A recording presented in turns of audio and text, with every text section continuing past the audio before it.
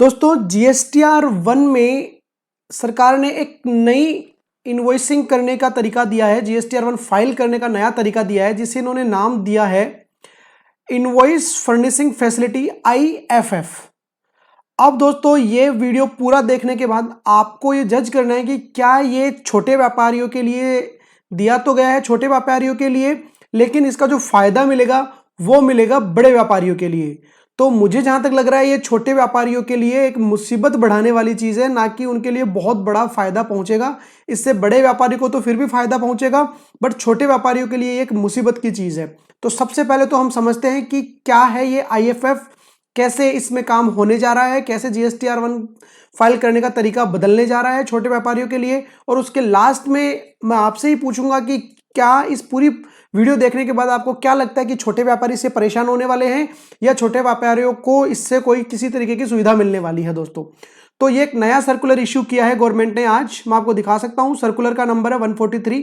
काफी सारी चीजें हैं इसमें डिस्कस करने के लिए, लेकिन अभी फिलहाल ये वीडियो जो हम फोकस कर रहे हैं वो बात कर रहे हैं IIF पे जीएसटीआर 1 में क्या चेंज आया है उसके रिगार्डिंग। दोस्तों तो मैं एक बार आपको सर्कुलर से रीडिंग कराता हूं, उसके बाद मैं आपको बताने जाऊंगा कि क्या है ये चीज।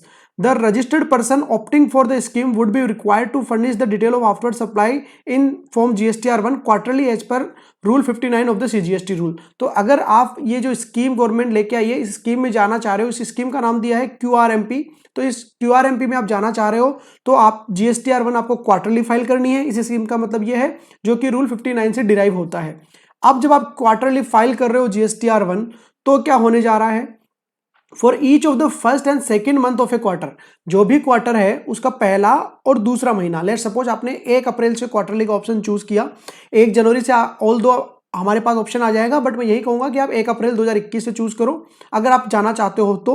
तो first and second month of the quarter, तो 1 अप्रैल 2021 के क्वार्टर में आपने चूज कर लिया, तो अप्रैल और मई such a registered person will have the facility. तो फर्स्ट क्वार्टर, जो भी क्वार्टर आपने जब चूज किया है उस क्वार्टर का पहला और दूसरा महीना, तो अपन ने अप्रैल 2021 वाला चूज किया, तो अप्रैल और मई उस दोनों महीनों में क्या ऑप्शन रहेगा, the such a registered person will have facility to furnish the detail of such outward supply to a registered person. Invoice furnishing facility उनके पास रहेगी कि अप्रैल और मई में, अप्रैल 2021 मई 2021 में आपने रजिस्टर्ड पर्सन को कोई माल बेचा है तो उसके लिए आपके पास एक ऑप्शन है इनवॉइस फर्निशिंग फैसिलिटी, और वो क्या है, between the first day of succeeding month till the 13th day of the succeeding month. इसका मतलब अप्रैल का आपने किसी रजिस्टर्ड पर्सन को बिल काटा है तो 13 मई तक आपके पास ऑप्शन है, मई में काटा है आपने तो आपके पास 13 जून तक ऑप्शन है। क्या ऑप्शन है, और दूसरा 50 लाख से ज्यादा आप नहीं दिखा सकते हो IFF में।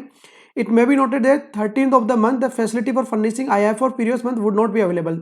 तो 13 मई के बाद से अप्रैल के लिए अवेलेबल नहीं रहेगी, ऐसे ही 13 जून के बाद से मई के लिए अप्लीकेबल नहीं रहेगी। मैं अप्रैल मई जून इसलिए बोल रहा हूं कि मैं मान के चल रहा हूं कि हमने अप्रैल मई जून 2021 वाले क्वार्टर के लिए QRMP स्कीम में आए हैं, IIF में अपन आए हैं। दोस्तों अब क्या होगा जब अगर आप इसमें आ जाते हो तो क्या होगा, इन्होंने नीचे का एग्जांपल दिया है। बेसिकली मैं आपको पहले क्रक्स बता देता हूं, पहले ये बता देता हूं कि एग्जांपल में क्या चीज है।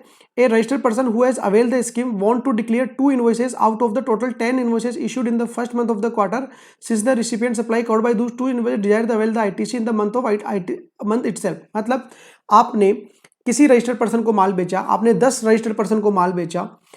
अब हम सबको पता है कि 2B में जो अमाउंट आता है वो GSTR 1 अगर हम ड्यू डेट पे भर देते हैं तो उतना अमाउंट तो आ जाता है, बाकी का अमाउंट नहीं आ पाता है। तो अगर आप GSTR 1 अगर क्वार्टरली भर रहे हो और आपने 10 जनों को माल बेचा है, आपने अगर क्वार्टरली भर दी तो उनको मंथली इनपुट लेने में दिक्कत आती है, ये हम सबको पता है। तो गवर्नमेंट ने क्या बोला कि भैया आप जो छोटे व्यापारी हो आप क्या कर सकते हो, जिनका टर्नओवर 5 करोड़ तक है पिछले साल, आप क्या कर सकते हो, आप जो पहले 2 मंथ है क्वार्टर के उसमें आप IIF के द्वारा इनवॉइस अपलोड कर सकते हो।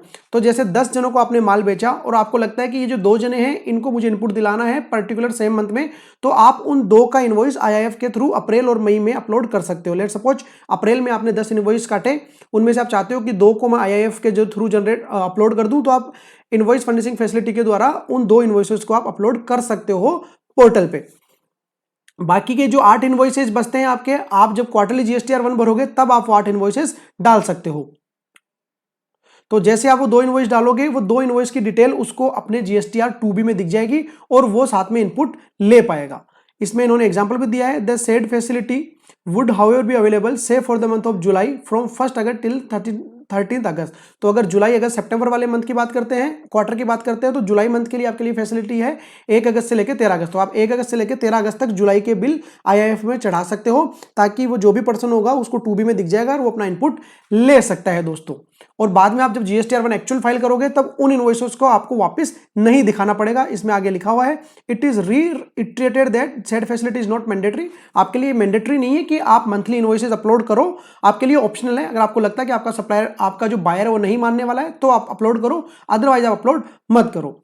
साथ में ये भी दिया हुआ है, the detail of invoices furnished using the said facility in the first 2 month are not required to be furnished again in GSTR1। तो जब आप क्वार्टरली GSTR1 भरोगे उसमें आपको वो इनवॉइस नहीं चढ़ाने हैं, बाकी के जो बैलेंस इनवॉइसेस है आपको वही चढ़ाने हैं दोस्तों। तो बेसिकली इसमें क्या हो गया, पहले जब आप क्वार्टरली GSTR1 भरते थे तो आपको इनवॉइस एक बार ही चढ़ाने पड़ते थे, अब आपको एक से ज्यादा बार चढ़ाने पड़ सकते हैं। आप फर्स्ट मंथ का चढ़ाओगे, सेकंड मंथ का चढ़ाओगे, फिर क्वार्टरली जब रिटर्न फाइल करोगे तब आप चेक करोगे कि आपने कौन कौन से नहीं चढ़ाए हैं, बाकी आप चढ़ाओगे। तो ये इनवॉइसेस बोल तो दिया रिटर्न क्वार्टरली है, बट आपको हर महीने इनवॉइसेस चढ़ाने पड़ेंगे।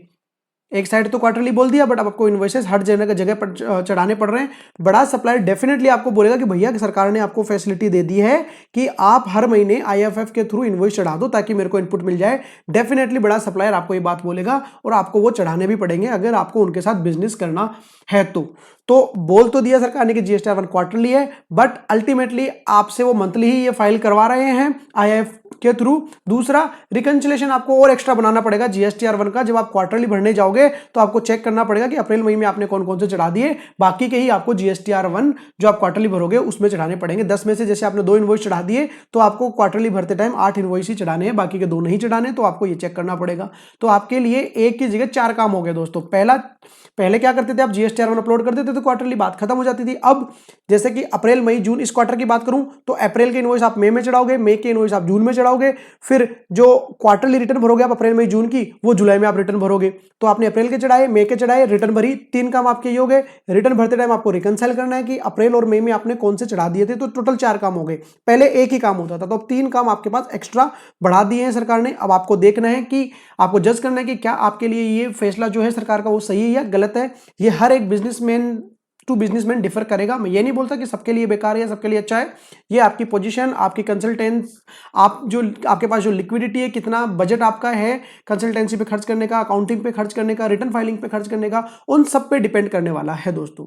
तो ये था GSTR1 में IFF से रिलेटेड। अगर आपका कोई डाउट है इसमें तो प्लीज आप कमेंट बॉक्स में हमारे साथ शेयर करें। डेफिनेटली हम आपका डाउट रिजॉल्व करने की कोशिश करेंगे। और चैनल पे बने रहिए दोस्तों, सब्सक्राइब कर लीजिए, क्योंकि अभी और भी बहुत सारी चीजें हैं इस सर्कुलर में। आप देख सकते हो लास्ट जो पॉइंट नंबर 11 तक, तो ऐसी काफी सारी 8-9 चीजें हैं इस सर्कुलर में जो हम एक एक करके अलग अलग नए वीडियो में बात करेंगे। क्योंकि एक वीडियो में बात करूंगा बहुत बड़ा ये वीडियो बन जाएगा।